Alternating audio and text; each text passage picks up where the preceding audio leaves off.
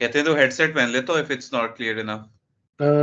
Hang on, I think I know what the problem is. Okay. वो ना WhatsApp के अंदर अगर आप अब बोलना जरा। जी हेलो माइक टेस्टिंग. हाँ नहीं अभी भी खराब है। WhatsApp के मैसेजेस अगर आप बीच में पॉज कर देना तो वो सप्रेस कर देता है साउंड और फिर बाकी सब चीज़ों की आहिस्ता आती है। बट अभी भी आपकी आहिस्ता ही आ रही है, so something else was wrong. But I guess I can barely make out what you're saying. We can try and give it a stab. You want me to try a headset on? Yes, please, if you can. Okay, give me a minute.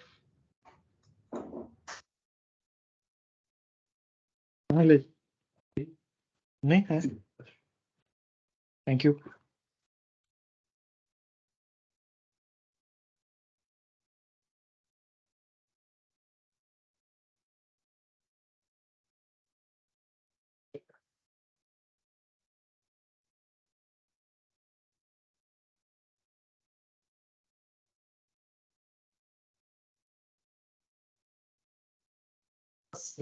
अस्सलाम वालेकुम। मैं तो सुना था आप America चले गए। नहीं, मैंने गलत सुना था।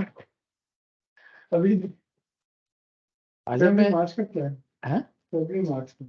ओह फरवरी मार्च। Okay okay. आप इधर आ जाएं, आप इधर आ जाएं, मेरी एक मीटिंग शुरू हुई है। नहीं नहीं आए ना, आ जाए। You want to be in this one. या फंस गए आप। ये कौन है? This is our psychologist Ansar. We met him the other day, and we're talking about stress, anxiety, and depression, and how we can help our people, and some common questions that I have collected or dreamt of. So maybe you can actually add to them, and it's going to be like a podcasty thing with us asking him questions and him giving us some insight. Is it better now? आवाज आ रही है? Yes, still not वैसे उसकी बात है, लेकिन अब तो और हल्की हो गई है। अच्छा। Let me dial out and dial back in. Maybe मेरी साइड से कोई problem. Okay, sure. Let's do that. Okay, figured it out. Sorry. अब ठीक हो गया। ठीक हो गया वैसे। अस्सलाम वालेकुम। You remember Fahad, right? Ji, of course I do. Of course We I do. assessed him. We looked inside him. क्या हाल है सर, कैसे हैं In a आप? good kind of way. That came out wrong.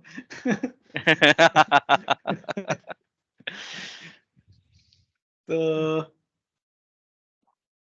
अच्छा जी, so today I think the idea was sort of anxiety, depression type stuff. Let me show you what I'm doing.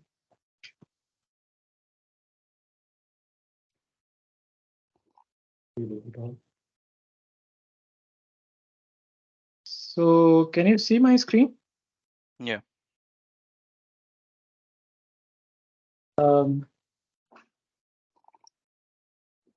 Where are you? So ये कुछ सवाल ना मैंने randomly निकाले थे from earlier conversations I've seen and observed here, and just some academic stuff. And obviously you can add to this because I don't know, ये कुछ धागा सा ही लगता है इसको जब खींचते हैं तो वो स्ट्रेस से एंजाइटी और एंजाइटी से डिप्रेशन और सेल्फ वर्थ और ये वो बड़ी चीजें फिर उसके साथ चिमड़ी चली आती हैं। And I wasn't sure what to include on this side here. ठीक है। But let me start with the story actually, just to bring this to context. Okay. There's a I was waiting for the bathroom to get free, and I was standing there waiting, and somebody from the team came around and said, "Sir, क्या हाल है आपके, ठीक हैं?" You know, so usual chit chat. मैं कहा ठीक ठाक, आप कैसे हो? तो he said कि सर बस रिलीज का मसला है।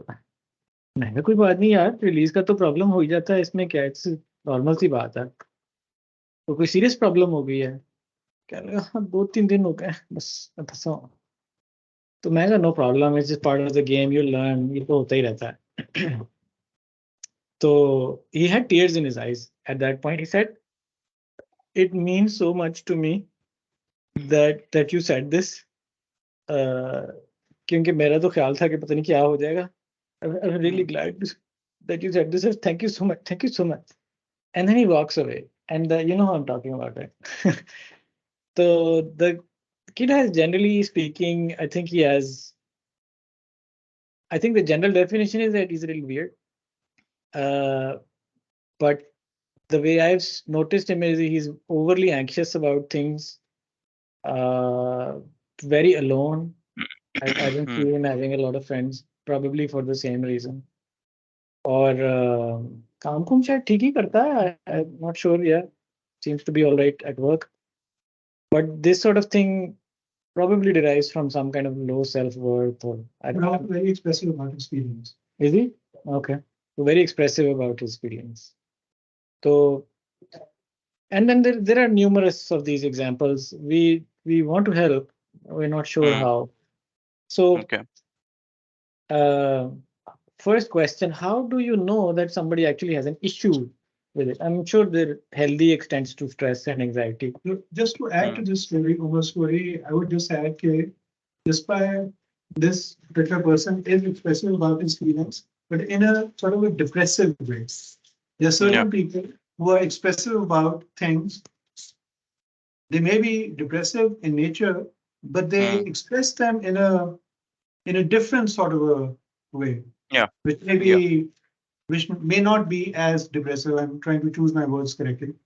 Yeah. So how do you, so coming back to the same question, how do you know that someone has an issue while someone may be narrating a personal anecdote or a scenario or a seriously depressing situation which may not seem as depressing from the sound of it or given the situation? क्योंकि अमूमन psychologist से जब बात करते हैं तो वो कहते हैं कि अगर उनकी normal day to day life impact हो रही है तो फिर ये कोई ट्रीट होने वाली चीज़ है, वरना ये कोई मसला नहीं है, ये नॉर्मल ही है. तो ये लोग फंक्शनल तो होते हैं, they do work. It's just the extent of their drive और they seem like they're on the edge of having a crisis, but you know they are working most of the time. Yeah. So let me just stop there and ask you. Yeah, so basically जो आपने जहाँ से शुरू किया है कि usually psychologist define करते हैं कि अगर कोई चीज आपकी लाइफ को लाइक फंक्शनल में फंक्शनैलिटी में कोई इश्यूज आ रहे हैं, काम नहीं सही कर पा रहे इस तरह का, so that is actually a definition for a disorder कि किसी को कोई डिसऑर्डर है.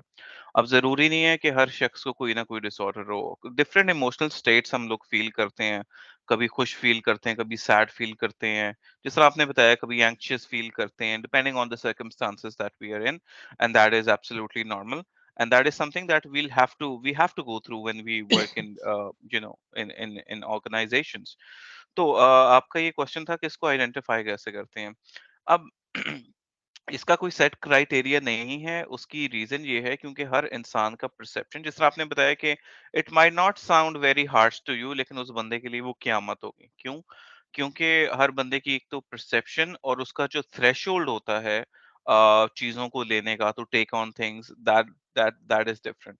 सो ऑब्जेक्टिफाई उसको उस तरीके से नहीं कर सकते. हाँ, ये कर सकते हैं जिस तरह आपने बताया कि अगर किसी को कोई इश्यू है और if he is vocal about it and he is if he is expressive about it, तो that is something that we can do something about it in terms of one to one counselling. जिस तरह आपने उसको ये कह दिया कि यार I am there, I understand, so that was enough for him कि यार there is somebody who's actually there and who understands कि मैं किस फेज से गुजर रहा हूँ, और उसका ये कहने से that's enough for him. So एक और पॉइंट, मतलब there were multiple points that you addressed, and one of the points जो फहद भाई ने जो रेस किया कि ये भी तो हो सकता है कि they're just faking it, और they're, जिसको हम अपनी तरह में malingering कहते हैं. यूजुअली लोग इस तरह की चीजों को या सिम्टम्स को फेक तब करते हैं जब किसी किस्म का कोई एडवांटेज हो, या तो कोई ऐसी आपकी कंपनी में कोई पॉलिसी आप डेवलप करें कि उनको कोई रिलैक्सेशन मिलेगी किसी भी चीज की, लेट्स से कि उनको छुट्टियां मिल जाएंगी, तो फिर every other person that in your company will try to complain कि भाई मुझे बहुत ज्यादा मेंटल स्ट्रेस है, मुझे छुट्टियां दे दो। So unless there is that, so only जो जेन्युइन पीपल हैं हु विल एक्चुअली वांट कि यार हम वन टू वन किसी के साथ बैठ के अपने प्रॉब्लम्स को सिर्फ शेयर कर सके, and most of these people, इनको सिर्फ कोई थेरेपी वगैरह नहीं चाहिए होती, they just want some active listener, जिस तरह आपने बताया कि they are usually lonely, they just want somebody कि जो बैठ के इनकी बात सुन सके और उनको कह सके कि शाबाश, you are on the right path, तुम काम सही कर रहे हो, और थोड़ा सा बस उनको रीइंफोर्स कर दे, and that is enough for them to get them on the right track.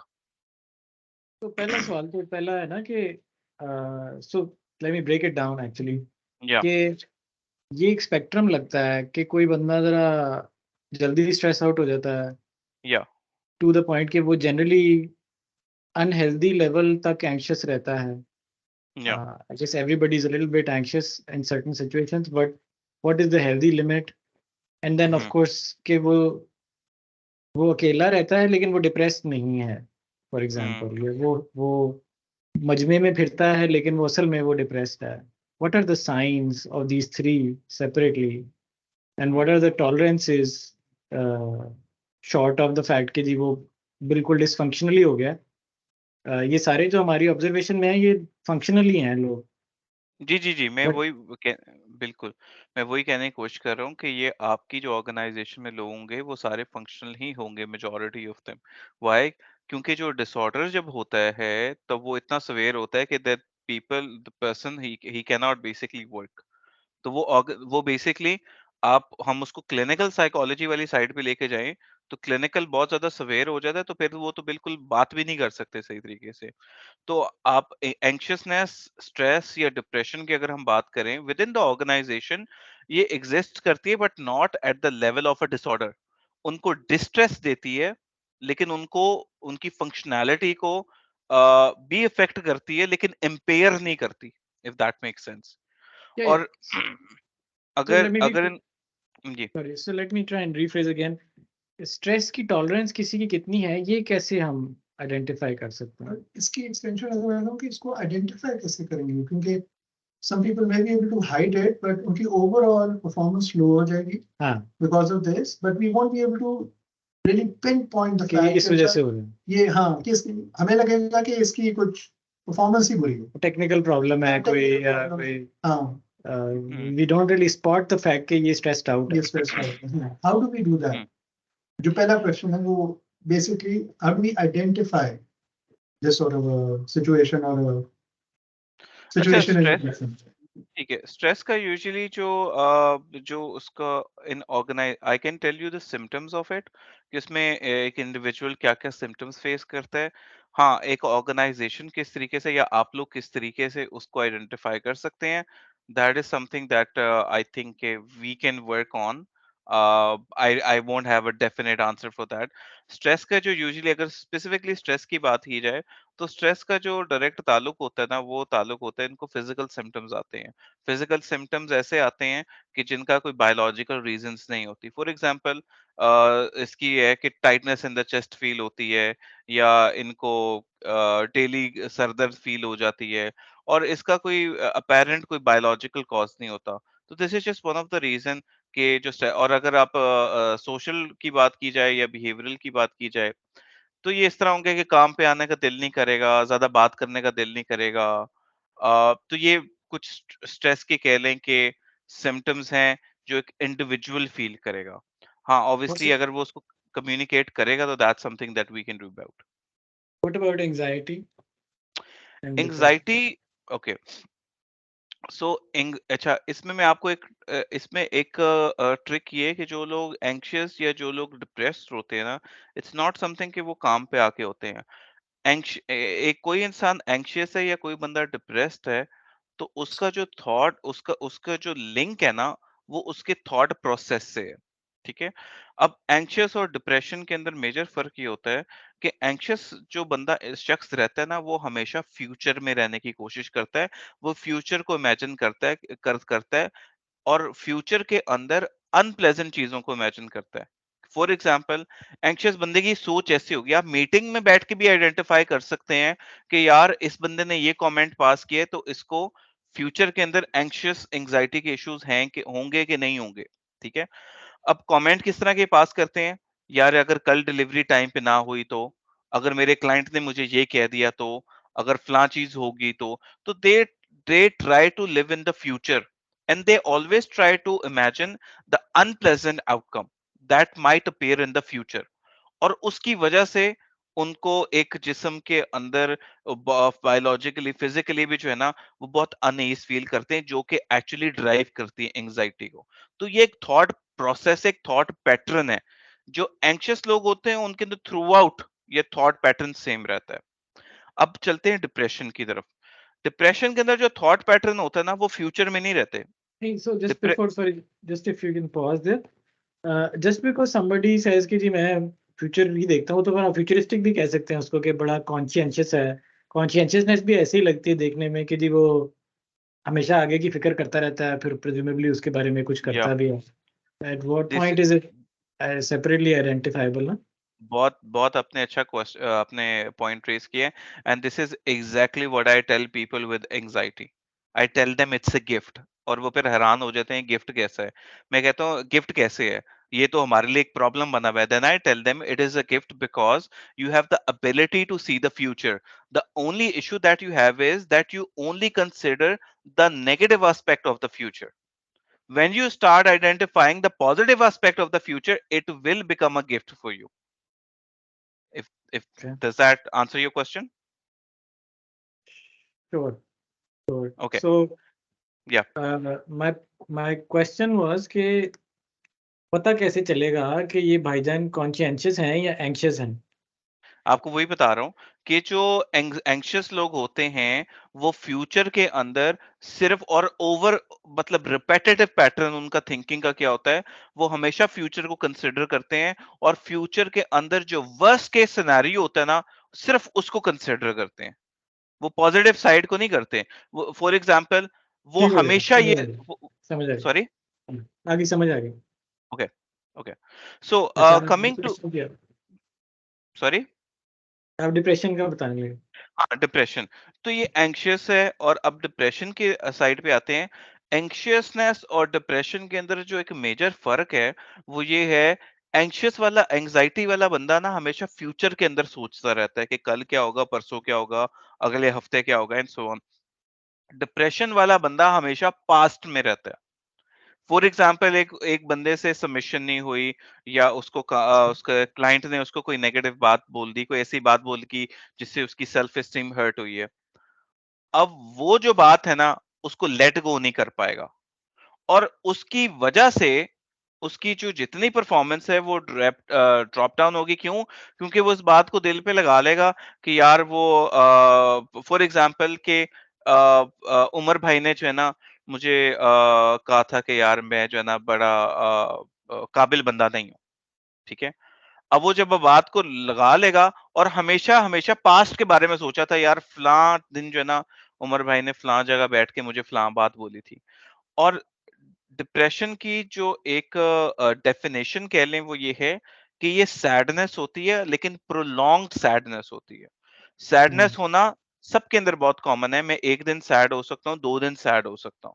ये मेल्स की बात कर रहा हूँ और इंटरेस्टिंगली अगर मैं आपको इन कंपैरिजन बताऊं तो फीमेल्स के अंदर तो यूजुअली बायोलॉजिकली भी मेल्स जो होते हैं इमोशन के स्पेक्ट्रम में बड़ा मोनोटोनस इमोशंस फील करते हैं विद इन अ डे। जो फीमेल्स होती हैं, जिस तरह आपकी जो फीमेल एम्प्लॉयज भी हैं, they will experience a spectrum of emotions during the day, ठीक है। अच्छा, अब जब सैडनेस आपकी प्रोलॉन्ग हो जाती है ना, यानी एक बंदे को आपने कुछ बोल दिया है तो वो एक दिन सैड हो जाता है, that's normal. That is something, that is a normal behaviour. 2 दिन सैड हो जाए ठीक है। अगर वो 2 हफ्ते सैड रहे कंटिन्यूअस सिर्फ इसी बात पे, that is leading towards depression. और डिप्रेशन के सिम्टम्स क्या होते हैं? आपकी सोच मुतासिर होती है, बॉडी फिजिकली आप कुछ नहीं कर कर पाते, बॉडी आपकी स्लो डाउन हो जाती है। और उसके अलावा आपको आपकी डाइट अफेक्ट हो सकती है और आपका स्लीप पैटर्न आपका अफेक्ट हो सकता है। या तो आप बिल्कुल भी नहीं सो सकते या एक्सट्रीमली बहुत ज्यादा सोते हो, जिसको इंसोम्निया एंड हाइपरसोम्निया बोलते हैं। तो इस तरह के इसके डिफरेंट अलामात होती हैं। It's always interesting when you listen to these psychology things, everything fits on you or somebody, you know, कि यार फलाने वाला जड़ा ना बिल्कुल है यार. अच्छा, मैं एक बात ये भी बोलता हूँ, आप बिल्कुल सही बात कर रहे हैं। और दिस इज समथिंग दैट हम जब स्टूडेंट्स थे और हम जब डिफरेंट चीजें पढ़ते थे, तो हमें भी लगता था कि यार ये सारी की सारी बीमारियां प्रॉब्लम्स हमें हैं। लेकिन असल में होता ये है कि अभी जो हम बात कर रहे हैं, हम डिफरेंट फेजेस की बात कर रहे हैं। ये एक ऐसे फेजेस है कि हर इंसान इन फेज से गुजरता है। स्ट्रेस भी हर इंसान गुजरता है, एंशियसनेस भी गुजरता है और डिप्रेशन भी गुजरता है, लेकिन फेजेस से गुजरते हैं। डिसऑर्डर बहुत कम लोगों को होता है, जो कि बहुत सिवेरिटी क्लिनिकल लेवल पे होता है। लेकिन जो ये लाइफ के फेजेस हैं, आम इंसान, नॉर्मल इंसान इस हर फेज से गुजरता है। So 2 questions. ओके। एक तो ये कि ये जो स्पेक्ट्रम है, स्ट्रेस, एंजाइटी, डिप्रेशन, क्या ये एक स्पेक्ट्रम है या ये 3 अलग-अलग चीजें हैं? एक सवाल। और दूसरा सवाल ये है कि जो ट्रीटमेंट है ऑफ क्लिनिकल डिप्रेशन, अगर मैं फेज से गुजर रहा हूँ, मैं क्लिनिकली डिप्रेस्ड नहीं हूँ, तो is the treatment the same? Okay, so पहली चीज आपने जो बोली कि स्पेक्ट्रम, ये स्पेक्ट्रम नहीं है। स्ट्रेस अलहदा चीज है, एंजाइटी अलहदा चीज है, डिप्रेशन अलहदा चीज है। और एंजाइटी और डिप्रेशन इकट्ठे भी हो सकते हैं। And they don't lead to each other? It may not, जरूरी नहीं है कि ये करे। ठीक है। सो कुछ लोग होते हैं जिनको एंजाइटी डिप्रेशन कॉमन होते हैं, कुछ लोग होते हैं उनको सिर्फ एंजाइटी या सिर्फ डिप्रेशन होता है। And by the way, anxiety and depression are the most prevalent, यानी most common problems globally. And और anxiety can lead to stress and depression can lead to stress as well. ठीक है, stress एक ऐसी condition है जो दोनों में हो सकती है। अच्छा, ओके, सो अब आपने सवाल किया था ट्रीटमेंट का, कि ट्रीटमेंट क्या दोनों का सिमिलर होगा कि नहीं होगा। आप फेज वर्सेस क्लिनिकल प्रॉब्लम. जी, जी, जी, बिल्कुल। सो जिस तरह आपने बताया कि सिम्पटम्स जो होते हैं नॉर्मली, और क्लिनिकल में थोड़ी-सी सिम्पटम्स की इंटेंसिटी ज़्यादा हो जाती है। इसी तरीके से ट्रीटमेंट के अंदर भी जो इंटेंसिटी हो जाएगी towards the therapy and towards the thing that you doing, उसकी ज़्यादा हो जाएगी। इसी वजह से जिनको डिसऑर्डर है, उनके लिए थेरेपी का वर्ड इस्तेमाल होता है। और ज़्यादातर जिनको डिसऑर्डर नहीं होता, वो सिर्फ एक लाइफ के फेज से गुज़र रहे होते हैं, उसको हम काउंसलिंग कहते हैं। तो काउंसलिंग और थेरेपी में मेजर फर्क ये होता है कि थेरेपी जो होती है, वो एक प्रॉपर स्ट्रक्चर्ड वे होता है, कि जिसके अंदर हम क्लाइंट से उनकी सीबीटी करेंगे, मतलब डिफरेंट टाइप ऑफ थेरेपीज होंगी। एक स्ट्रक्चर्ड फॉर्मेट होता है जो एक क्लाइंट को के साथ गो थ्रू करना पड़ता है। Counselling on the other hand is more like me helping you in terms of I'm listening to you and I'm sitting with you and finding solutions to your problems।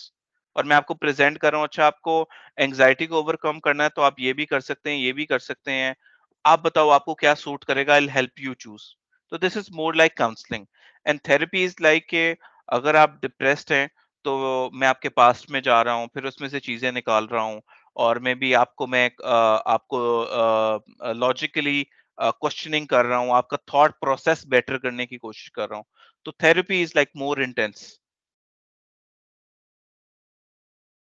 I think that kind of leads us to the next question I had. So the use case here is it's a mild form. कोई बहुत serious मसला नहीं है. Yeah. और हम भी कोई therapist नहीं हैं, but you kind of meet him in the hallway, right? And you want to do a few things to help him relieve or understand the predicament that he's in, whether it's stress, anxiety, or depression.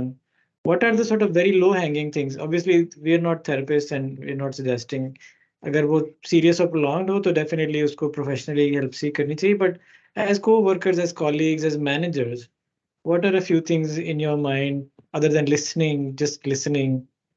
Listening की भी वो है ना कि active listening होती है एक इस तरह की और चीजें होती हैं जो I mean, if you ask me, like when I'm listening, I'm not really listening.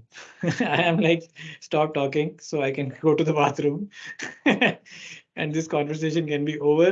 Yeah, ये कि मैं I don't have the patience to listen to your problems too. You know, so is it just venting that we are facilitating? क्या करें? I think जिस तरह I think जिस तरह आपने बताया है और जिस तरह मुझे भी थोड़ा सा एक्सपीरियंस है कि जो लोनलीनेस होती है it could be a real problem in people जो स्पेसिफिकली जो आईटी इंडस्ट्री से जिनका ताल्लुक है, स्पेशली जो इंजीनियर्स हैं who spend 8 to 10 hours a day on their computers coding and doing other things. तो आई थिंक कि मुझे जो लगता है कि जो सबसे चीपेस्ट और सबसे क्विकेस्ट होगी वो होगी ही कि you just hear them out कि भाई उनका प्रॉब्लम क्या है, बिकॉज दे वांट समवन कि उनके कोई सुनने वाला हो। तो may be whoever you find is suitable for that, maybe your team leads, maybe whoever, just hear them out कि भाई उनका प्रॉब्लम क्या है। And you will be amazed कि ये कितना ज्यादा इफेक्टिव है कि अगला बंदे के अंदर एक उसके अंदर जो है ना बातें बस भरी हुई हैं और वो चाह रहा है कि यार मैं किसी के साथ शेयर कर लूं और मे बी वो मुझे कोई ऐसा मशवरा दे दे। तो I think इससे it gives सिर्फ them. I think it ji. gives them relief. Like this example, when I talked to him, he gave an emotional reaction, which meant कि या वो जो vent हुआ है उसका वो ठीक था. But then the personality persists, right? The behavior repeats itself. और या फिर कोई और चीज ढूंढ लेता है about being anxious and या to stress on about. या इसका क्या करें? बिल्कुल सही कह रहे हैं। जिस तरह मैंने आपको पहले बताया था कि जो एंग्शियस लोग होंगे या जो डिप्रेस्ड लोग होंगे वो उनका थॉट पैटर्न ही ऐसा होता है। वो आप जो आप लोगों से बात करके भी आइडेंटिफाई कर सकते हैं कि ये फ्यूचर इसको एंग्शियसनेस के ज्यादा प्रॉब्लम होते हैं या इसको सैडनेस के ज्यादा प्रॉब्लम होते हैं। तो at the moment the best thing is कि वही जो आपने बताई कि active listening it is something कि जो कि उसको फ्रेश कर देगी आफ्टर एवरी फ्यू डेज या एवरी फ्यू वीक्स या every few months.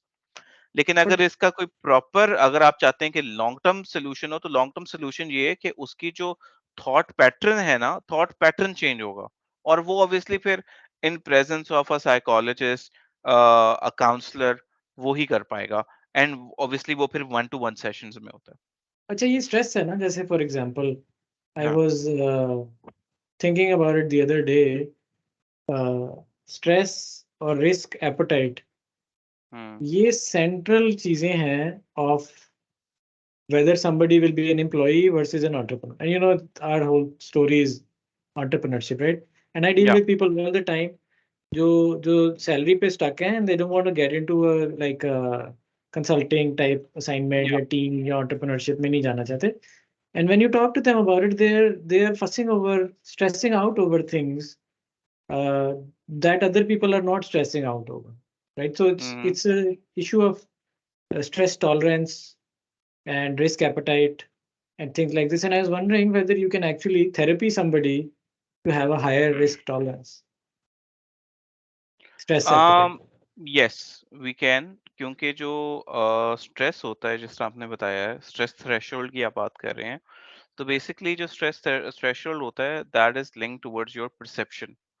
For example अगर मुझे एक दिन में एक चाय का कप नहीं मिलेगा तो मेरे लिए शायद वो बहुत बड़ी स्ट्रेस की बात हो कि यार मुझे चाय का कप नहीं मिलेगा, how I am gonna function through out the day. लेकिन अगर मुझे कोई इसमें काउंसल कर देता है someone that I really trust in, someone that I really believe in कि यार चाय का कप नहीं मिलेगा तो क्या हो जाएगा, कोई गल नहीं, तू रात को कॉफी पी ले तो डबल डोज मिल जाएगी, एस्प्रेसो शॉट्स ले ले, व्हाटएवर। तो उसमें ये क्या होगा कि अगर मैं कोई ऐसा बंदा ऐसा शख्स जो मेरे साथ है जिसको मैं बिलीव करता हूँ, जिसको मैं ट्रस्ट करता हूँ, जिसकी बात का रिगार्ड करता हूँ, मैं सिर्फ उसको अलाउ करता हूँ कि वो मेरे दिमाग के अंदर घुस के वो मेरी परसेप्शन को चेंज कर दे। तो अगर कोई ऐसा शख्स है कि जो इसकी आप परसेप्शन चेंज कर सकते हो तो उसका स्ट्रेस थ्रेशोल्ड या स्ट्रेस टॉलरेंस लेवल बिल्कुल चेंज हो सकता है। तो परसेप्शन कैसे चेंज करते हैं generally speaking, like so perception change करने का तरीका नेगेटिव? जी परसेप्शन चेंज करने का तरीका मैं आपको बताता हूँ। परसेप्शन चेंज कौन कर सकता है? आपकी परसेप्शन चेंज वो कर सकता है समबडी ट्रस्ट, जिसको आप अलाउ करो कि चेंज कर सके वो। वो ठीक है, तो दैट आई अंडरस्टैंड. ठीक है, so you have to trust that person, you have to believe in that person, जिसको हम कहते हैं ना compliance की बात करते हैं। हाँ तो अगर कोई बिल्कुल. ऐसा शख्स है कि जिसको बेशक वो 16 आने सच बिल्कुल बात कर रहा है, लेकिन वो आपको कोई पर्सनल बायसनेस है टुवर्ड्स हिम, तो you might not accept what he is trying to say. तो you basically as a person you decide कि who you gonna let inside your mind. ठीक है. But so once the trustworthy person is there, and I presume generally managers are people that get viewed as trustworthy. नहीं, that's highly subjective. Sure, assuming को दोस्त है उसका peer है, चलो let's say. ठीक है. So what does he do to change his perception about stress? So for example, और या behave करके दिखाना पड़ेगा या क्या? नहीं, उसको फॉर एग्जांपल अगर आप मुझे कोई स्पेसिफिक सिनेरियो दें, it's very simple, like it's nothing कि बहुत ज्यादा टेक्निकल है. फॉर एग्जांपल अगर एक बंदा है वो अपनी सबमिशन के ऊपर जो है वो बहुत ज्यादा स्ट्रेस आउट कर रहा है, उसने कोई अपना कोई प्रोजेक्ट सबमिट कराना है, और एंड उसका जो मैनेजर है वो उसको नोट करे कि एवरी वीक जो है ना वो इस सबमिशन के ऊपर स्ट्रेस आउट होता है. तो वो उससे पहले बात करे, उससे बात निकलवाए. पहले है ना कि वो जो आप एक्टिव लिसनिंग वाली बात कर रहे हैं, let him open up first. When he is opened up, then that is actually an indication that he is opening up, meaning that he is welcoming suggestions to so that he can overcome his problem. And then maybe he can tell his story कि यार क्योंकि अगर वो उसे relate कर बता सकता है कि यार मैं भी इस फेज में था और मैंने इस तरीके से कोप अप किया, तो it's going to be fine, you don't worry at all. Just इतनी सी अपनी आप कोई स्टोरी शेयर कर दें, उनको पॉजिटिव रीइंफोर्समेंट दे दें कि यू कैन डू इट, हो सकता है तुम्हारे अंदर क्वालिटीज हैं, उनको थोड़ा सा उनकी सेल्फ स्टीम को बूस्ट कर दें, तो वो बिल्कुल उनका जो स्ट्रेस लेवल जो स्ट्रेस टॉलरेंस लेवल है ना, वो इंक्रीज हो जाएगा. अच्छा, so let's talk about that. I had that as a note के self-esteem, self-confidence seems to be the root cause, or low self-esteem seems to be the root cause of some of these things. Is first of all, is that assumption correct? And then secondly, how do you improve them? हाँ, बिल्कुल सही कह रहे हैं कि जो low self esteem है, low self esteem जो होती है, जिस तरह आपने स्ट्रेस की भी बात की, स्ट्रेस की भी पॉजिटिव साइड होती है, नेगेटिव साइड होती है. इसी तरीके से भी जो सेल्फ एस्टीम होती है ना, उसकी भी पॉजिटिव और नेगेटिव साइड होती है. तो अगर आपकी लो सेल्फ एस्टीम है, तो उसका ताल्लुक जो है वो बहुत सारा नेगेटिव चीजों से भी है, जिसके अंदर आपकी प्रोडक्टिविटी भी लो हो सकती है, आपका सेल्फ इमेज लो होगा, लो कॉन्फिडेंस होगा. तो इसको इम्प्रूव करने का तरीका क्या है? इसको इम्प्रूव करने की जो ऑब्वियसली इसकी इंटेंसिटी पे भी डिपेंड करता है. जिस तरह काउंसलिंग और थेरेपी वाली बात मैंने अभी आपको थोड़ी देर पहले मैंने डिस्कस की है. तो अगर तो काउंसलिंग की हद तक बात करें, तो उसमें ये है कि उसको रीइंफोर्समेंट आप दें. रीइंफोर्समेंट दें अच्छी चीज, हकीकत वाली चीजों पे. ठीक है? एक बंदे ने अगर अच्छा काम किया है तो उसको एप्रिशिएट करें. अगर अच्छा काम नहीं नहीं किया तो उसको झूठी एप्रिसिएशन ना दें, क्योंकि उसको पता लग जाएगा और उसके कॉन्फिडेंस को और डाउन करेगा. तो अगर वो सही काम करता है तो उसको अच्छी वाली एप्रिसिएशन दें, मे बी रिटन एप्रिसिएशन दें कि that something really means to that person. और जब उसको एप्रिसिएशन मिलेगी in front of others especially, तो उसका दिनों के अंदर उसकी जो मोरल है और उसका जो कॉन्फिडेंस है वो बूस्ट करेगा. So one thing I was reading up on, and maybe you can correct me if I'm wrong, and I was hmm. reading this in the context of parenting, कि हम्म. अगर आप किसी बच्चे को कहते हैं ना कि तुमने बड़ा गंदा काम किया, हम्म. तुमने गंदी बात की, हाँ, तो वो उसको इंटरनलाइज करता है. बिल्कुल सही बात है. वो अगर कहीं तुमसे कोई गंदी बात हो गई है, या जो तुमने किया है वो गंदा था, तुम अच्छे हो लेकिन तुमने जो किया था वो गंदा था, तो उससे उसकी सेल्फ एस्टीम इंटैक्ट रहती है. So I was hmm. Wondering कि ये जो अभी हम जैसे सर्टिफिकेट्स भी देते हैं of appreciation and whatever, we are generally appreciating the act that he has done, not the individual, कि तुम हो ही बड़े अच्छे. Do certificates help reinforce that? I mean, they just reinforce कि तुमने कुछ या काम अच्छा किया, लेकिन हो सकता है अंदर से वो बेचारा समझ रहा है मैं हूँ गंदा ही, बस इस चीज में अच्छा. अच्छा हूँ. अच्छा, ये जो आपने पहली वाली बात की ना, ये आपने बहुत जबरदस्त बात की है, और दिस इज समथिंग जो पेरेंटिंग में नहीं, वो हर कॉन्टेक्स्ट में सही है. आप वर्क की बात करें, मेरे पास काफी ज्यादा क्लाइंट्स रिलेशनशिप प्रॉब्लम्स के साथ आते हैं, मियाँ बीवी के झगड़े, वो सिर्फ इस छोटी सी टेक्निक से वो बेहतर हो जाते हैं. एंड आप यकीन करें कि एक टेक्निक मैं बताता हूँ तो अगले दिन वो आके कहते हैं कि यार वो हमारी जो we already see the improvement in life. It's the method of communicating.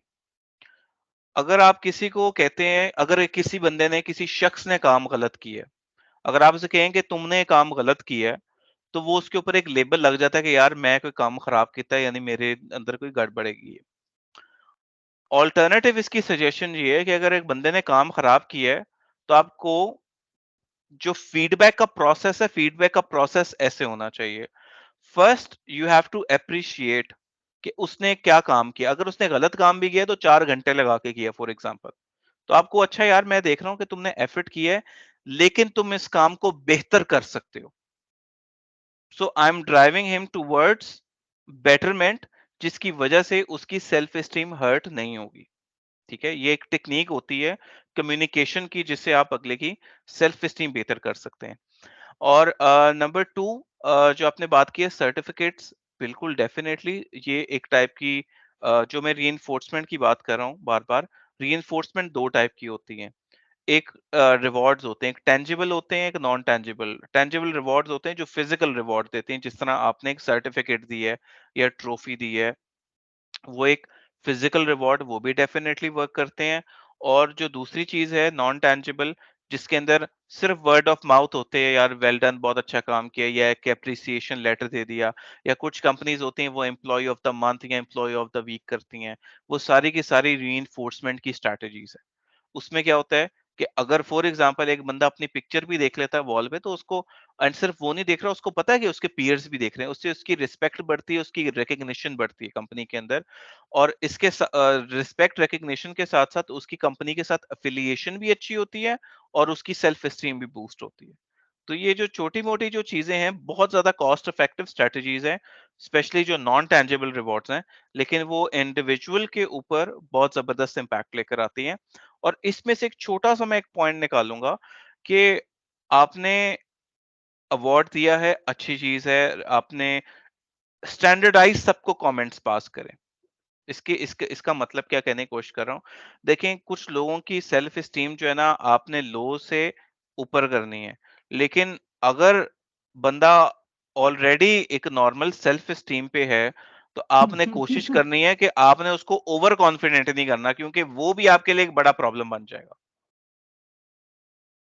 अच्छा, ये सेल्फ स्टीम और सेल्फ कॉन्फिडेंस जो है, ये इन it are they different things या ये एक ही चीज की मैनिफेस्टेशन है? They are different concepts, लेकिन they are linked to self esteem. And what exactly is it? How do you define it? So It's what self you think esteem about is yourself. yes, how you evaluate yourself. And how So do if people evaluate themselves? Like uh how is the yeah, self-esteem formed? so self Feedback. esteem, so आपने बिल्कुल सही कहा है कि one of the thing is that आपकी जो self evaluation होती है ना, उसके अंदर सेल्फ एस्टीम इंटरनल भी होती है और एक्सटर्नल भी होती है। ठीक है, इंटरनल के अंदर यू आपकी अपनी परसेप्शन रोल प्ले करती है कि आपको क्या लगता है कि आप क्या चीज है, और उसका जो इम्पैक्ट, उसका जो इफेक्ट भी होता है ना, it is actually influenced by external self esteem. External self esteem ये होती है कि लोग मेरे बारे में क्या कहते हैं। अगर फॉर एग्जांपल मेरे पीयर्स मेरे बारे में बहुत ज्यादा बुरा कहते हैं, या खानदान वाले बहुत बुरा करते हैं, तो मेरी जो एक्सटर्नल सेल्फ एस्टीम है वो नेगेटिव होगी, लो होगी, तो वो मेरे इंटरनल को भी अफेक्ट करेगा। ठीक है, एंड वाइस वर्सा। और लेकिन इसमें एक ये चीज भी है कि कुछ लोग ऐसे भी होते हैं कि जिस तरह आप एंटरप्रेन्योर्स की एग्जांपल दे रहे थे, कि सारे कह रहे हैं ये फेल हो जाएगा, फेल हो जाएगा, फेल हो जाएगा, लेकिन वो कह रहा है नहीं मैं इसमें कामयाब होऊंगा। तो उसकी इंटरनल सेल्फ एस्टीम स्ट्रांग होती है then the external self esteem. मतलब आपको लेकिन ऐसे भी बच्चे मिलते हैं जिनके बाप ने सारी उम्र उनको डांटा ही होता है, या वो पैलपुड़े का होता है, और 8-10 बच्चों का वो ग्रुप होता है, 8-10 भाई होते हैं, और या बट द बच्चा is like rock solid, very या रिजिलियंट, डरदा या डुरदा कोई नहीं, घबरांदा नहीं। या या अमीरों के क्योंकि बच्चे दो होते हैं, वो दरख्त पे बिल्कुल नहीं चढ़ते और ये छत पे चढ़ा होता है, इस टाइप की। बिल्कुल बिल्कुल वेयर बिल्कुल डज ऐसा दैट ही कम है। फ्रॉम? वही बात कर रहा हूँ, वो इंटरनल सेल्फ एस्टीम उनकी स्ट्रांग होती है, because they don't care what others से, और वो इंस्पिरेशन कहीं ना कहीं से ड्राइव कर रहे होते हैं। May be they know a person, या दे नो समबडी के जो एक अच्छे मुकाम पे पहुंच गया है, या वो किसी को आइडियलाइज करते हैं, वो अपने ज्यादा इंटरनल सेल्फ स्टीम में रहते हैं। और इस तरह के जो बंदे होते हैं ना, वो अपनी थॉट्स में रहना ज्यादा पसंद करते हैं। इस तरह के जो लोग होंगे वो ज्यादा अकेले टाइम स्पेंड करना ज्यादा पसंद करेंगे। जो लोग एक्सटर्नल सेल्फ स्टीम पे ज्यादा उनकी जिंदगी स्ट्रांग होती है, वो आपको ज्यादा लोग सोशलाइज करते हुए नजर आएंगे। And they really care about, बेशक subconsciously, they actually care about what people से। एंड सोशलाइज करने से, लोगों से गपशप लगाने से उनकी सेल्फ स्टीम बढ़ती है। Nature versus nurture. And to what extent is this a genetic thing? देखिए, नेचर वर्सेस नर्चर आपने जिस तरह बात की, वो एक ऐसी चीज है कि जो it is highly subjective and it depends from person to person. तो ऐसा नहीं है कि एक शख्स के अंदर बहुत ज्यादा सेल्फ, और एक्चुअली जो हकीकत बात है, इसको साइंटिफिकली टेस्ट आउट भी करना बड़ा डिफिकल्ट है। कि फॉर एग्जांपल, अगर एक बच्चा है, उसके दोनों वालिदैन की हाई सेल्फ स्टीम है, बहुत ज्यादा कॉन्फिडेंट है। अब जब बच्चा पैदा हुआ है, अब उसके अंदर भी बहुत ज्यादा कॉन्फिडेंट है, लेकिन how I this is extremely hard to identify उसके अंदर जो सेल्फ स्टीम है वो उसकी जीन्स की वजह से है या उसके वालिदैन ने जो ब्रॉट अप कर रहे हैं उसकी वजह से है। तो उसको सेपरेट करना बड़ा मुश्किल हो जाता है। दोनों रोल्स प्ले करते हैं, that's something that we know, लेकिन किस परसेंटेज तक करते हैं, आई थिंक उसको टेस्ट आउट करना ही बहुत मुश्किल है साइंटिफिकली। आपका जो एंटरप्रेन्योरशिप का जो था क्वेश्चन, उसका क्या था conclusion?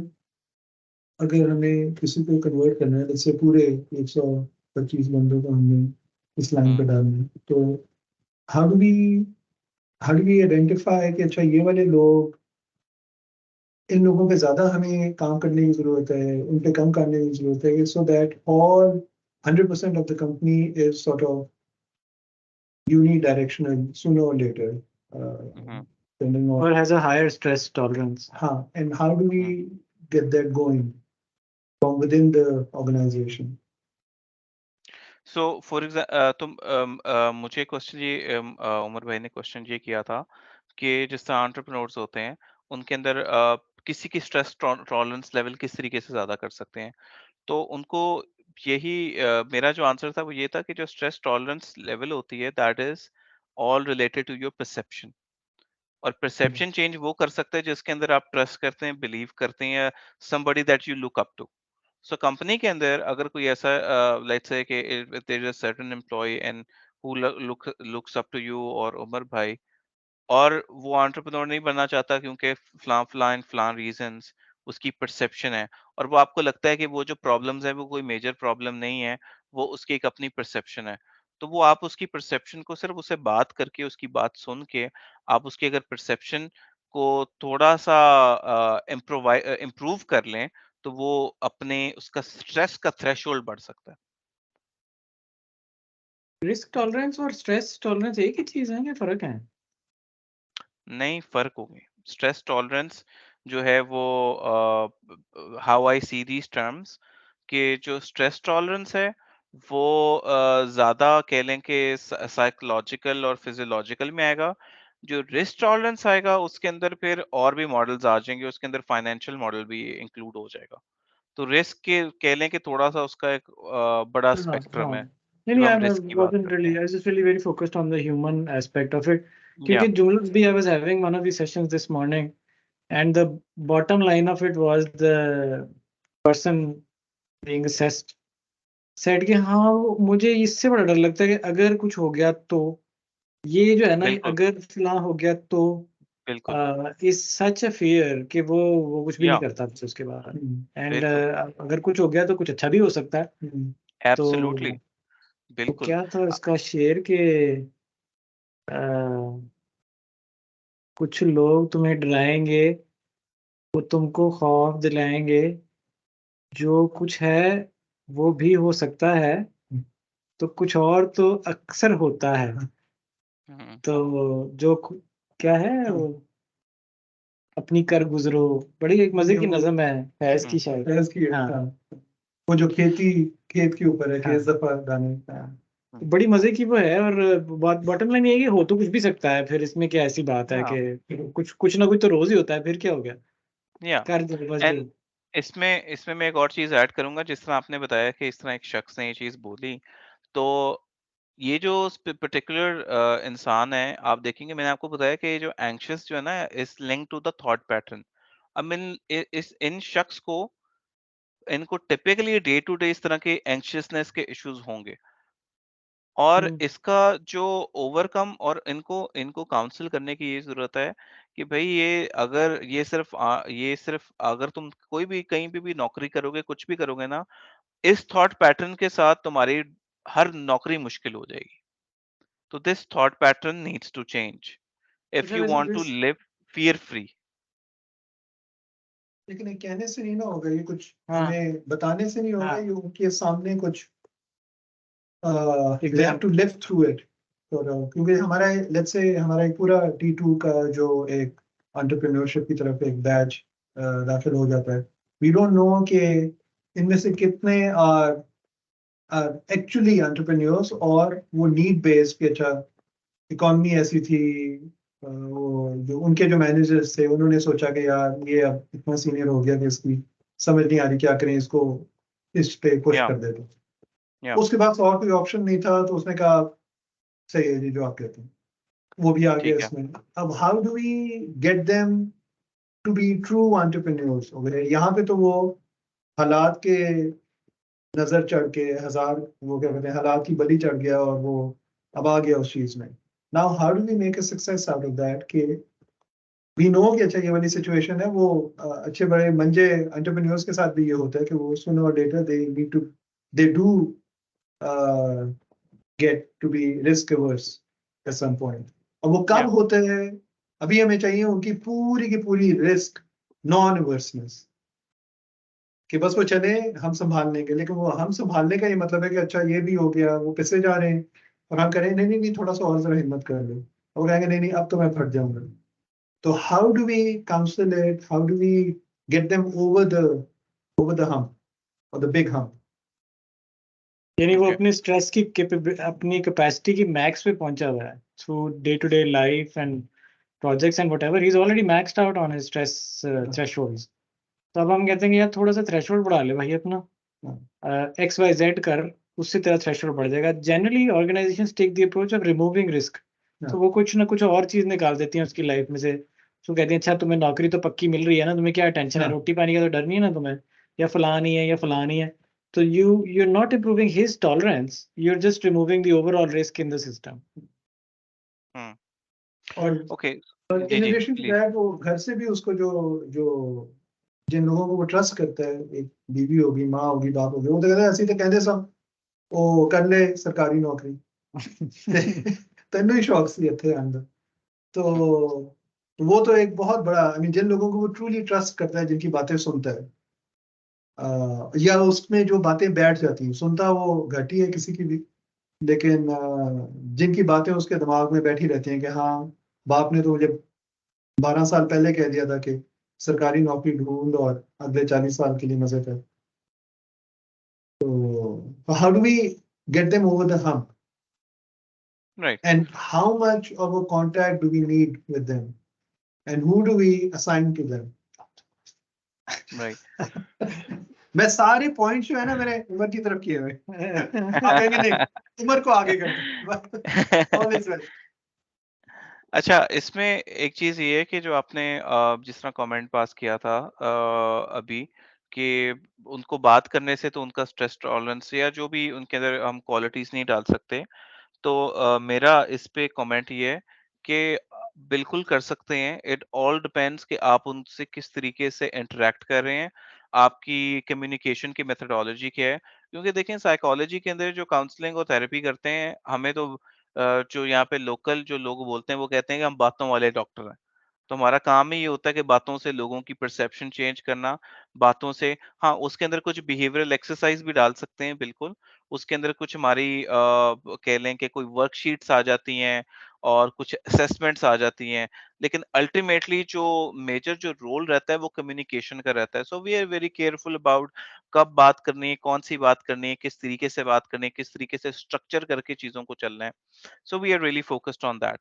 And coming to your, जिस तरह आपने बताया कि एक स्पेसिफिकली एंटरप्रेन्योरशिप को किस तरीके से प्रमोट करना है, तो आई थिंक कि मैं सिर्फ उसको उसके अंदर जो साइकोलॉजिकल फैक्टर्स हैं, तो मैं उनके अंदर कंट्रीब्यूट कर सकता हूँ, मैं बता सकता हूँ। जैसे आपने स्ट्रेस की बात की, मैं स्ट्रेस की रिस्क से जो स्ट्रेस निकल गया या एंक्शियसनेस निकल गया या जो सैडनेस है, so I can comment on that and I think this is something that I be able to help in to. And furthermore, जिस तरह आपने बताया है कि इसकी मैं आपको एग्जांपल भी दे देता हूँ। अब फॉर एग्जांपल एक शख्स है, जिस तरह बताया कि उसको अपने वालिद साहब की बात याद रहती है कि वो सरकारी नौकरी कर ले, या किसी दोस्त की बात याद रहती है। सो आई थिंक ये जो इंडिविजुअल को, this is something that I speak from experience, कि किसी को भी मोटिवेट करने से पहले उनके गोल्स बहुत ज़्यादा डिफाइन होने चाहिए कि वो फ्यूचर में करना क्या चाह रहे हैं। और क्योंकि कोई भी इंसान कोई भी चीज़ कर रहे हैं ना, वो किसी गोल की वजह से every day he is been driven by that specific goal, जिसकी वजह से वो रोज सुबह उठता है, वो काम पे जाता है और फिर वापस आता है। अगर कोई बॉस उसको कोई बदतमीजी करता है तो उसकी बकवास को बर्दाश्त भी कर लेता है, बिकॉज उसके दिमाग में एक सेट गोल है। ठीक है। अब अक्सर लोगों के अंदर वो गोल्स ऑब्जेक्टिफाई नहीं होते कि भाई ऑब्जेक्टिवली मुझे क्या क्या चाहिए फ्यूचर में। सो सबसे पहले उनको हम लोग हेल्प करते हैं कि फ्यूचर का पहले एक पिक्चर बनाओ कि भाई what do you want in the upcoming next 10 years. और हमारी जितनी पसूड़ी वाली जो स्पेशली पसूड़ी वाली जो जिंदगी इधर जो चलती है, हम डे टू डे चलते हैं या मंथ टू मंथ चलते हैं कि यार बस ये खर्चे पूरे हो जाएं, फलां बिल पूरा हो जाए। अब 5-10 साल तक कोई सोचता नहीं है। यूल बी अमेज्ड कि अक्सर लोग जो होते हैं जो ज्यादातर कह लें कि बहुत ज्यादा जो लीडरशिप पोजीशंस पे लोग नहीं होते, इवन के लीडरशिप पोजीशन वाले, वो इतनी दूर की सोचते नहीं है, प्लानिंग ही नहीं करते। So first thing is to get them, उनको एक पिक्चर ऑफ द फ्यूचर नजर आए। और उसके बाद there are a few technique that we use के उनको पुश किया जाए। So I hope that somehow answers your question. हाँ, मेरे ख्याल से लॉन्गर डिस्कशन है। अभी मैं को वापस दे देता हूँ। बहुत कुछ दिखाना चाहती हूँ मेरे ख्याल से। Yeah, sure. I mean, हाँ। so तो मैं लास्ट कमेंट कर देता हूँ कि इसमें coming to a therapist or a psychologist is a big no-no in cultural perspective. Yeah. So it has to be someone they trust, they respect, they already look up to. Yeah. Is something that they'll be open to at times. I would say random मैं कह रहा हूँ, more than 50% of the time. But obviously less than 100% of the time we don't know what that. So maybe we need I think what I'm extracting from this is maybe we need some coaching on this from him. Teach the teacher type of, train the trainer type of exercise. जहाँ managers को थोड़ा सा बताया जाए कि आपने लोगों की ये entrepreneurship की तरफ कैसे मिसाइल हल करने हैं और stress tolerance कैसे बढ़ानी है, etc. One thing I would like to share though from this morning at least, so it's fresh in my mind still. ये जो बात कर रहे थे ना फ्यूचर वाली, so we had identified like 5 triggers for 5 core drivers for entrepreneurs. So it's like money and recognition and control, authority. साहब बनने का शौक होता है. I want to do my own thing. Work-life balance, change the world, all about money. So there's some of this in every entrepreneur, but there are some core ones. Clearly पता चलता है ये सिर्फ पैसे के लिए कर रहा है, ये सिर्फ साहब बनने के लिए कर रहा है. And so what I did this morning was I sat down with this subject and I talked about कि इनमें से तुम्हें कौन से वाली ज़्यादा अपील करती है ना. And she could identify very clearly. Sorry, I was trying. She could identify clearly कि ये वाली है मेरी ना. And so then we painted a bit of a story. कि अच्छा फिर तुम्हारी जब कंपनी बन जाएगी ना, so this is kind of what it will look like, you know, so that helps her envision it. It's like the property dealer friend of mine who says कि अगर हम घर किसी को दिखा रहे हैं ना और वो औरत आगे कहे कि हाँ इस सिल के ऊपर मैं यहाँ चूल्हा रखूंगी और यहाँ पे मेरा वो होगा पौधा होगा और ये होगा, that's when I know it's sold. Because they started envisioning a story with themselves in it. That's when you know you have converted that. So just a anecdote there I like share. So it has to be very personalized. It has each one of them. It has to be. There are themes, and you can tell that maybe all the money people can get on the same room, and then you can motivate that properly, and then eventually they have to internalize that to their own story. They have to picture themselves in that. And first they have to listen to the person who's saying it. Whose mouth is uttering those. I think one of those things जो stress reduce करती है ना, वो they see other people doing it. So वही शायद ये trust वाली बात है कि when somebody like them does it, they feel like this is a trustworthy relationship. और अगर वो कर सकता है तो फिर मैं भी कर सकता हूँ. And Umar bhai probably has some ulterior motive all the time. Because after one of these sessions, the typical question is, what's in it for you? Which is an indication that there is a deep mistrust in the very motivation of the entire story that I represent. So, अच्छा last question on this, ये मैं पढ़ रहा था theory है उसमें ये coping mechanisms और सिमिलर सा टॉपिक डिफेंस मैकेनिज्म्स हैं. So I found this interesting. My question was कि people you can't tell क्या कहना चाहिए, उनकी जो कोपिंग मैकेनिज्म्स है ना वो ज्यादा क्लियरली नजर आते हैं बनिस्बत इसके कि उनकी एक्चुअली स्ट्रेस एपेटाइट क्या है. तो which of these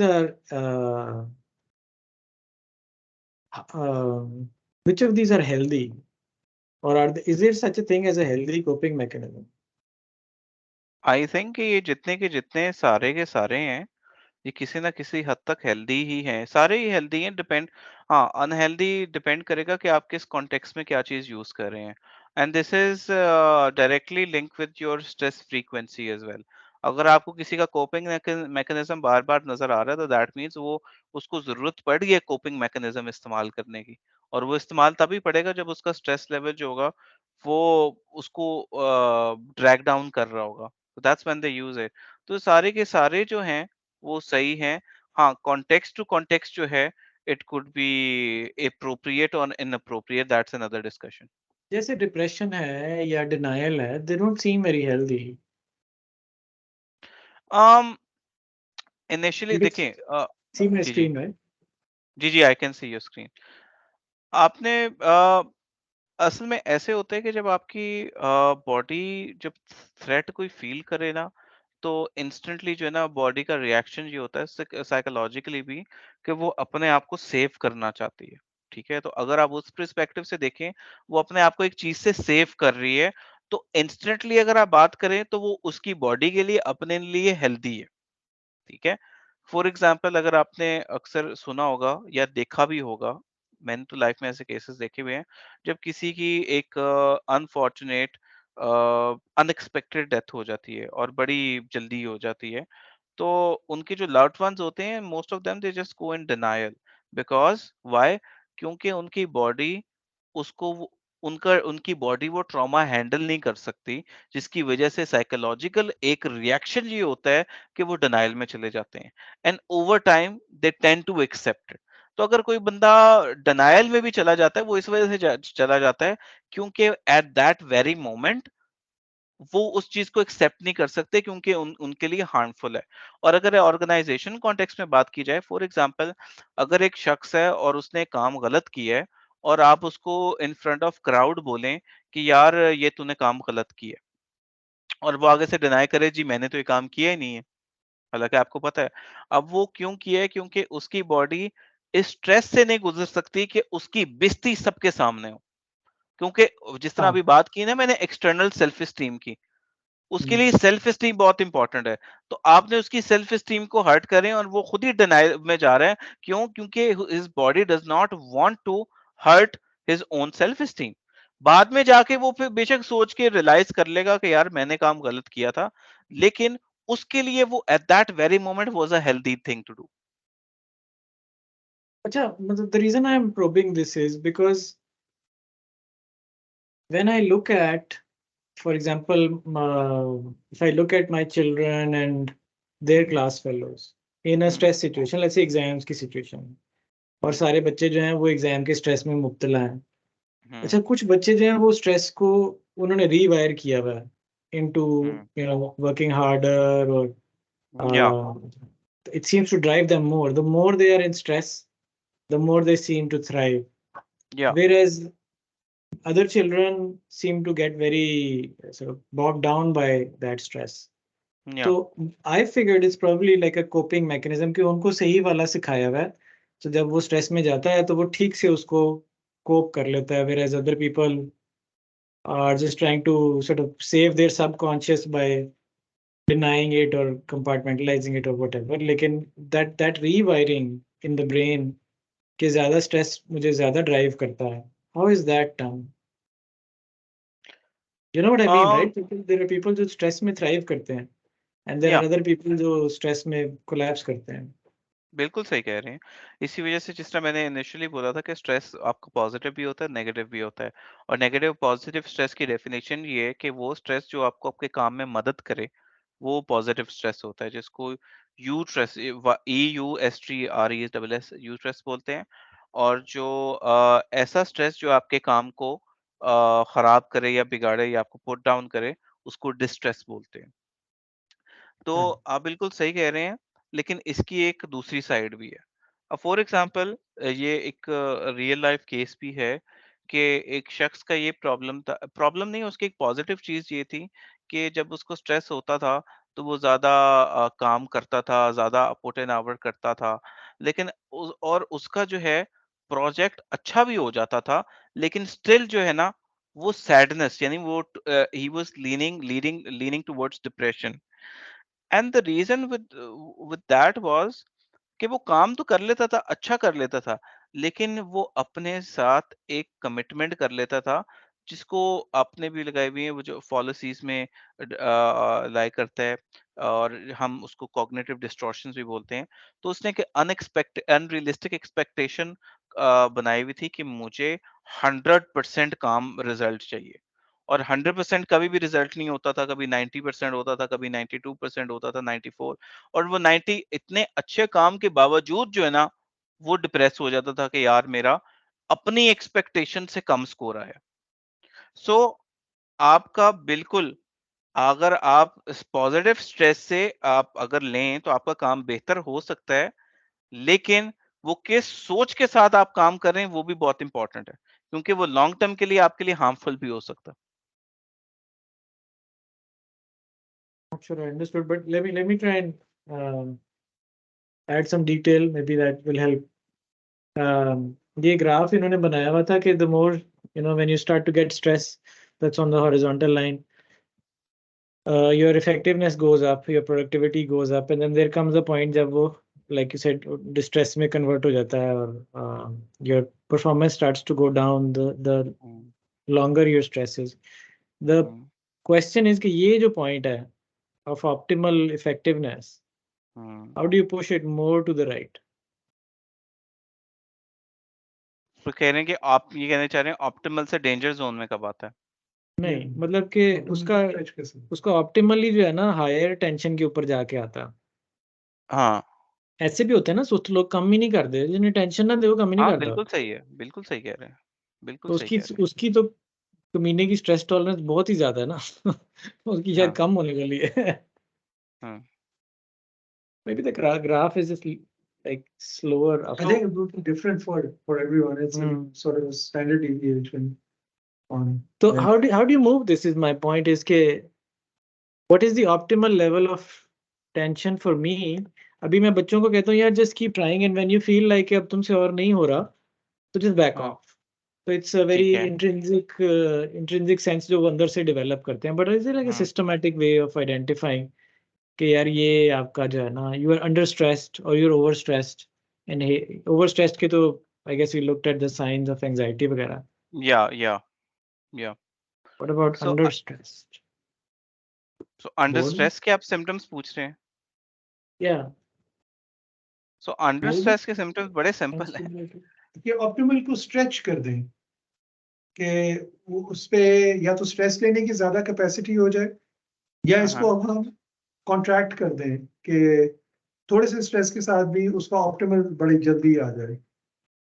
कुछ लोगों का देखिए ना, ठीक है. ये जो ठीक है. प्लेटो है ना, ये कुछ का लंबा है, कुछ का इधर से धड़ाम करके नीचे गिर जाता है, कुछ का जरा टेंशन दिए जाओ कोई फर्क नहीं पड़ता, फ्लैट हो जाता है आगे से। कई जाते अपने ऑप्टिमल इफेक्टिवनेस पे जाते हैं जो नॉर्मल लोगों का डेंजर जोन होता है या ब्रेक डाउन के बियॉन्ड कई लोग people can easily I mean, we are engineers, as you can tell. We would like it to behave like a machine.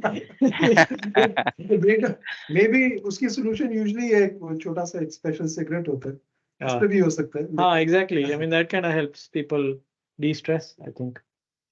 I'm not a smoker, but I think smokers, that's what they use. Special cigarette special herbs. Smoking क्या होती है? Smoking भी de-stress ही नहीं करती इनको? हाँ। You smoke, Kancap, right? No, I don't. You don't vape? I thought I No. saw you vaping. Okay. Hallucinations. That may be another session.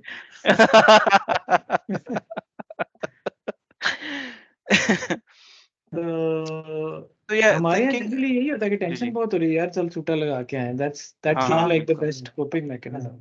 What kind of coping mechanism is that, by the way? I think coping mechanism is, जिस तरह आपने बोला ना, कुछ लोग बच्चे ऐसे होते हैं कि वो अपने माइंड को ट्रेन करते हैं कि यार अगर मुझे स्ट्रेस हो रहा है ना तो मैंने पढ़ाई ज्यादा करनी है. सिमिलरली कुछ लोग, ये ना सारी की सारी एसोसिएशंस होती हैं और एसोसिएशंस आप खुद डेवलप करते हैं ओवर टाइम. और जब आप एसोसिएशंस और वो वक्त के साथ साथ और ज्यादा स्ट्रांग होती जाती है. और आप बिल्कुल सही कह रहे हैं, कुछ लोग कहते हैं टेंशन हो रही है सिगरेट पी लेते हैं. अब टेंशन का सिगरेट के साथ कोई बहुत ज्यादा कोई गहरा ताल्लुक नहीं है. निकोटीन अनलेस, के साथ होगा ना? सॉरी, निकोटीन के साथ होगा ना, सब्सटेंस के साथ? बिल्कुल होगा, लेकिन व्हाट यू नीड टू, देखें आपकी जो भी आपकी फिजियोलॉजिकल चेंजेस होती है ना, आपका जो माइंड होता है ना, आपका जो माइंड होता है उसके ऊपर एक लेबल देता है. अब वो क्या लेबल देता है वो आपके ऊपर डिपेंड करता है. अब फॉर एग्जांपल, इसकी छोटी सी मैं आपको एग्जांपल देता हूँ. आप जब एक्साइटेड होते हैं ना और जब आप फियरफुल होते हैं, दोनों के अंदर एड्रेनलिन रश होता है आपकी बॉडी के अंदर. अब वो माइंड बताती है कि यार ये जो एड्रेनलिन हो रहा है, इसमें आपने एक्साइटेड होना है या फियर होना है, depending on what you see and how you interpret what you see. तो बायोलॉजिकली हम सारे जब लेट्स टॉक अबाउट एक्साइटमेंट, हम तीन लोग बैठे हैं, जब तीनों एक्साइटेड होंगे ना तो एड्रेनलिन रश होगा, लेकिन तीनों डिफरेंट चीजों से होंगे और माइंड बताएगा कि भाई इस चीज पे ये जो चीज आप देख रहे हो, you should be excited about it. ठीक है. Interesting. सो व्हाट ये इसको बोलते हैं, अगर आप इसको पढ़ेंगे तो इसको two factor theory of emotion बोलते हैं.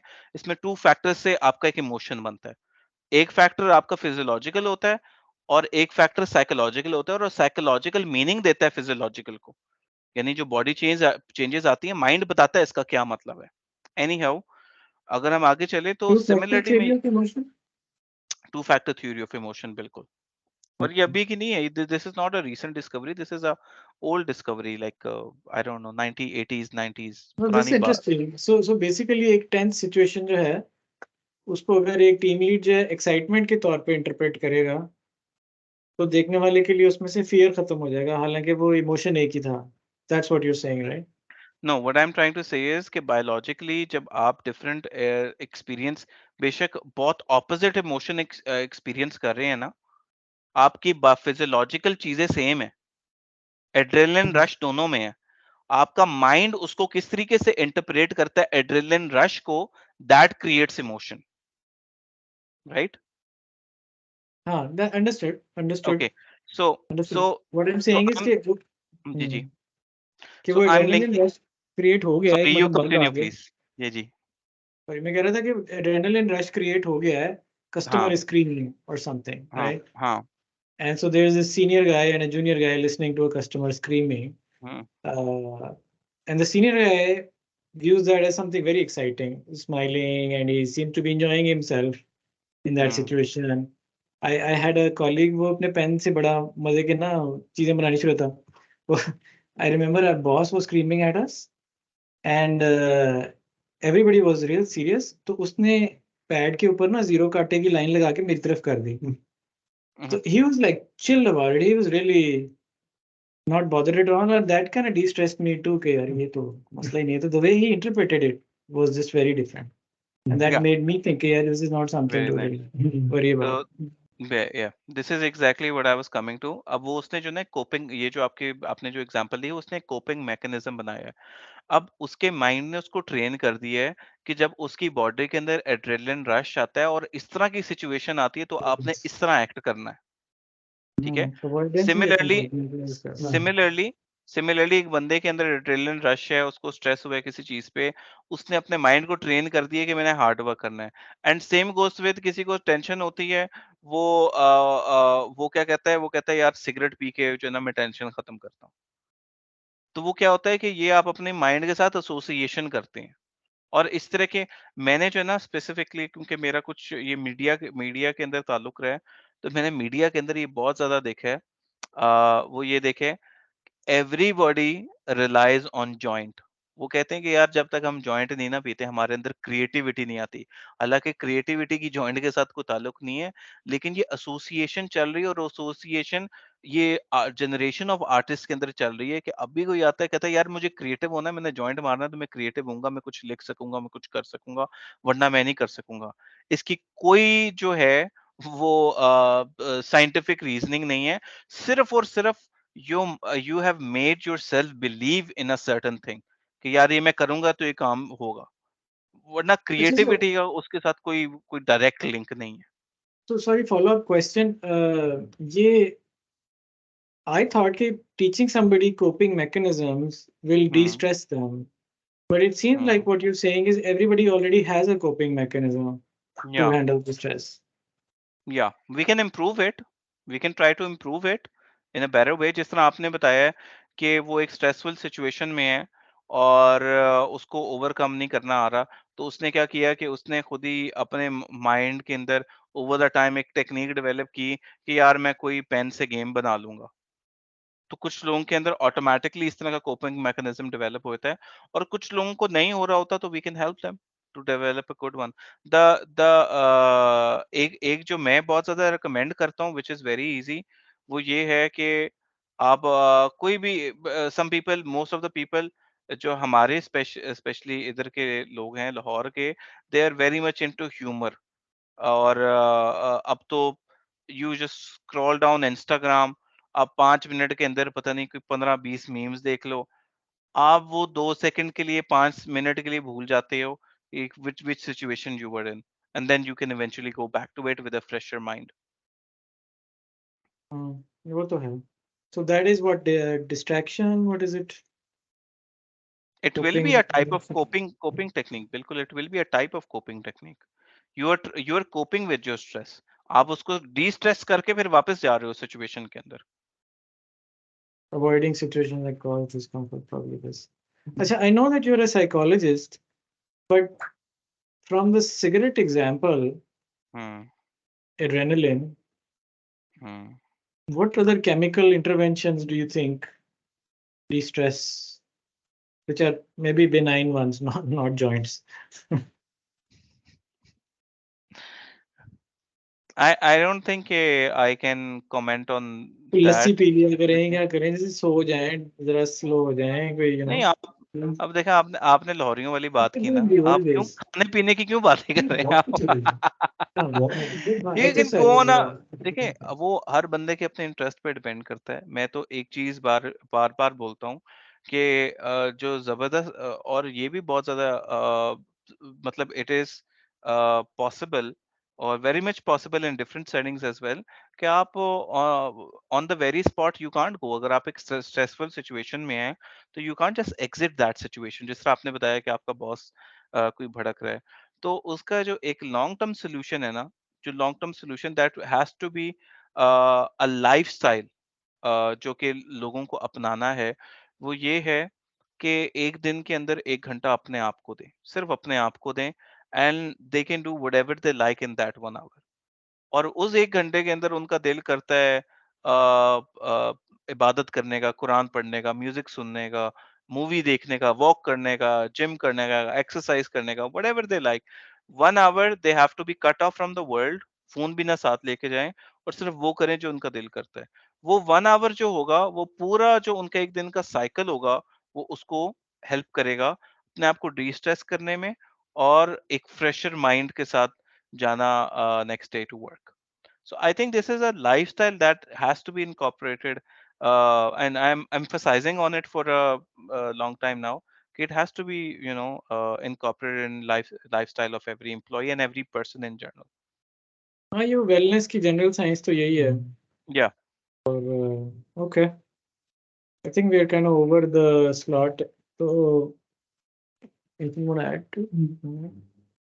Ansar, do you want to add anything to this in terms of completeness of the subject, whatever? I think I have an idea that maybe something that we can work on. जिस तरह I know कि Allied Consultant का जो vision है वो towards uh, you know entrepreneurship है and making entrepreneurs है, and I was thinking maybe हम उसको define करके कि what dimensions, जिसके अंदर psychological भी हो सकता है, economical भी हो सकता है, financial भी हो सकता है, maybe you can comment on that, कि what makes them an entrepreneur. And maybe when we make those and we can try to test them out, and then we can try to do some trainings and stuff, and then statistically see if we are able to make somebody and उसकी entrepreneur के chances बढ़ाने में हम कोई help करें कि नहीं करें। मे बी उसमें से एक फैक्टर है कि उनका स्ट्रेस टॉलरेंस हमने बेहतर किया है कि नहीं किया ओवर 3 to 4 सेशंस। तो just an idea, just food for thought. No, I'm totally with you on that. I don't know what your schedule looks like now, because our attempts to make you an entrepreneur have failed. Not failed. I won't say. I would disagree with it. Not failed. Perhaps delayed, but not failed. Yeah, exactly. But it's a good, I think you can be a good subject for yourself. I would love Yeah. to have psychological transition for tier 1s to tier 2. I think that would sort of be the core objective, which is what Fazbhai was talking about. We have tons of this, for sure. T2s, T3s and I'd say partners. उन सब से सीखने क्या मिल सकता है? हाँ, we can learn. So how do they? What do we? So we want to. How much time do you have, first of all? I think I can take for this project. I'm really interested in it, so we can definitely. I'll try to take time out for it. वो हम उस पे discuss कर लेंगे। You can come in tomorrow or day after sometime, तो फिर हम बैठ के इसको चॉक आउट कर लेते हैं स्कोप को। If I think it'll be great if you do have a like a scope of work defined for the next few weeks. You want to meet people, interview them, Sure. and we can define in very black and white what the outcome objectives Outcomes are. would be. ठीक है, let's do that. ठीक है. So and we can give you guinea pig, like he's saying, you can experiment with that. Yeah, I think हम मुलाकात कर सकते हैं Wednesday को, इफ अगर सेम टाइम आपको सूट करता है, एंड मैं इस पे थोड़ा सा और काम करके I'll bring in the work and present you कि यार हम within few weeks maybe we can work on that, and then you can share your objectives, and then I can try to refine what I have. Sounds good. Sure, I look forward to it. Send me an invite for Wednesday, so we will Sure. look at 3 your p.m. proposal. Wednesday 3 p.m. As early as you can. मतलब मैं तो I'm up at 7, so उसके बाद any time. चलें, ठीक है, let's do that. मैं आपको फिर इनवाइट भेज देता हूँ थोड़ी देर तक। Okay, thank you for Okay, today's thank session. you. Thanks. Thank you. Allah Hafiz.